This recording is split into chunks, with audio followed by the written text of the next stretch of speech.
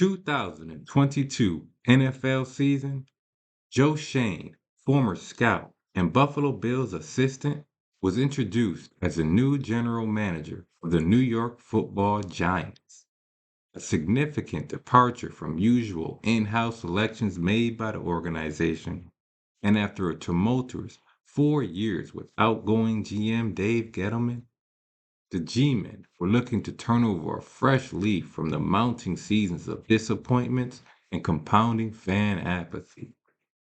New York's Big Blue, boasting a Gettleman tenure record of 19-46, one of the worst records in the NFL over that span, were a franchise in dire need of an injection of player talent and developmental coaching direction. With the team's ownership's new commitment towards giving more personnel decisions into the hands of the outsider rookie GM, Shane was faced with a significant challenge, yet open opportunity. And the newly minted GM made his 2002 draft debut with the early round selections of Kayvon Thibodeau and offensive tackle Evan Neal, as well as drafting current team starters such as wide receiver Wan'Dale Robinson and third-round pick cornerback Cordell Flott. Brian Daboll, at the time in Buffalo working alongside Josh Allen, was hired as the team's head coach, along with Kansas City Chiefs Mike Kafka as OC and Baltimore Ravens Wink Martindale as the team's defensive coordinator. While in the offseason, the Giants signing hopeful free agent players in the likes of offensive guard Mark Lewinsky and veteran backup quarterback Tyrod Taylor.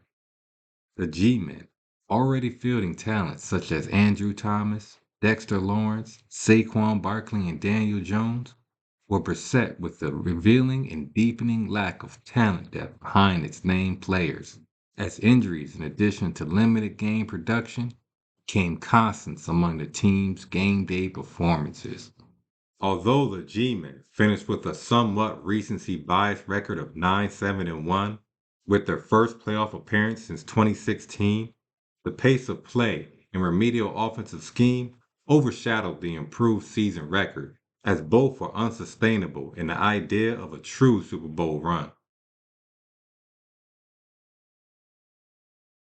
In the 2023 season, many fans may have felt as though the script had already been written for the insufferably bad New York Giants. As rumors began to swirl regarding upcoming roster moves around current team standouts, front office inquiries would become of more serious concern for franchise hopefuls. Joe Schoen, showing few hazards towards the hard knocks in life, leapt into the fray with smug reproach. When asked of the team's current direction when it came to, in the eyes of team ownership, some of its more valued player assets, the New York frontman simply scoffed. The Giants, an organization as so oftentimes in the past, had become entrenched in the New York Giants fandom as much as the New York fan base themselves, inconceivably infatuated with increasing seasons of a terrible football product. However it was, the sophomore year General Manager Schoen seemingly had more freedom in roster management than many of his predecessors hadn't when it came to any devised plans for revitalizing the once champion-formed franchise. So in his second draft, he selected cornerback Deonte Banks, center John Michael Smith, and Tennessee Volunteers speedster Jalen Hyatt in the 3 rounds respectively, with the notable free agent signing of former Raider breakout star tight end Darren Waller as a promising target in the yardage-strapped Giants pass offense. 2023 came and went, and it went terribly.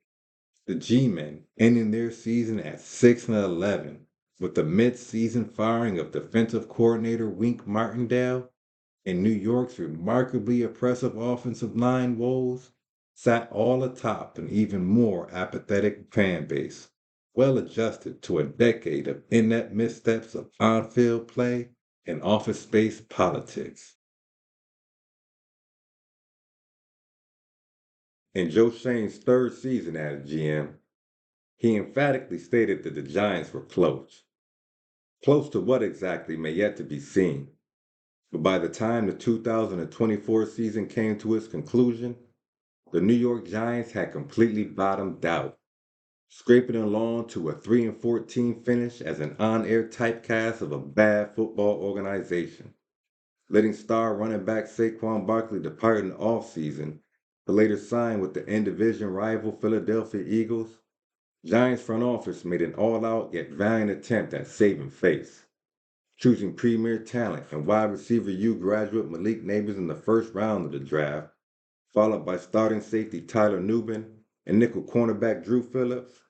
Schoen, seeking to fill the vacant production of the run game, drafted late-round prospect and blossoming fan favorite Tyrone Tracy Jr., with the free agent signings of Texans running back Devin Singletary and star edge playmaker Brian Burns for the maturing Giants defense of Kayvon Thibodeau and team veteran strongman Dexter Lawrence.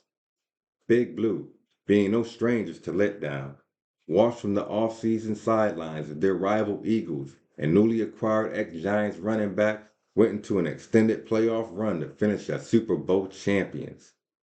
The wheels had officially come off of a franchise that had long been spinning in the mud. Joe Schoen entered into the 2025 NFL season with few choices left but to finally addressing the most disregarded position on the team, the quarterback. And with the departure of longtime starter Daniel Jones, the reasons were fewer than not. Fandom frustrations reached an all-time high in 2025 as the Giants frontman's seat has never been hotter. Will the additions of Abdul Carter, Jackson Dart, and standout Cam Scatterbull be the last of the fourth-year GM? Or can the G-Men salvage an already departed season sitting at 2-7? No matter the answer, it's sure to be as blue as it gets. Because this is this guy, since Joe Schoen has arrived. Okay then, man. Welcome here. Welcome back. This is Blue as It Gets. For the fandom, with the fandom. And that right there was, for the fandom right there, with the fandom, because definitely as I was going through this kind of weekly discussion thing here about Joe Schoen in his last 4 years, or at least since he arrived with the team, it was some stuff, man. Going back, even though it's all pretty fresh in your memory, you're going through it and the details just start to stick out more and more of, where the team was, even going back to Gettleman until now, and just the season records and a lot of the play is not great to see. So, at 2-7, the best thing that we can do right now as a fandom, I guess, is just try to enjoy as much as we can from these remaining games. But as far as Joe Schoen and Brian Daboll's future with the team, and how the front office, the upper front office will handle that is another thing to come. Um, definitely, Chicago game probably needs to be something impressive on both sides of the ball, at least consistent and game winning, or things are just going to get worse for the more than likely. Um, yeah, but that's the video, man. Hope people liked it or enjoyed it. Um, I appreciate the likes and subscribes that do come through here. And of course, if you have any comments about just these last couple weeks or next week or before the bye, of course, go ahead and lead them down there. And yeah, yeah, been rough, man. Glad I got that out though, because it was I was getting really heated towards the end of it as I was just finishing up. I don't know how good or bad it is, but like just going through it, it just so yeah, that's it. I know I'm not like really upset in these videos like that, but believe man, I'm at a point that it's just now I'm just trying to get to the end of this season. The team has a drafted quarterback on the roster. So, and the play to go from there and then the skill position things, unfortunately with the injuries, of course, but they're still on the team and contracted. So that's at least something. Yeah. Peace, man.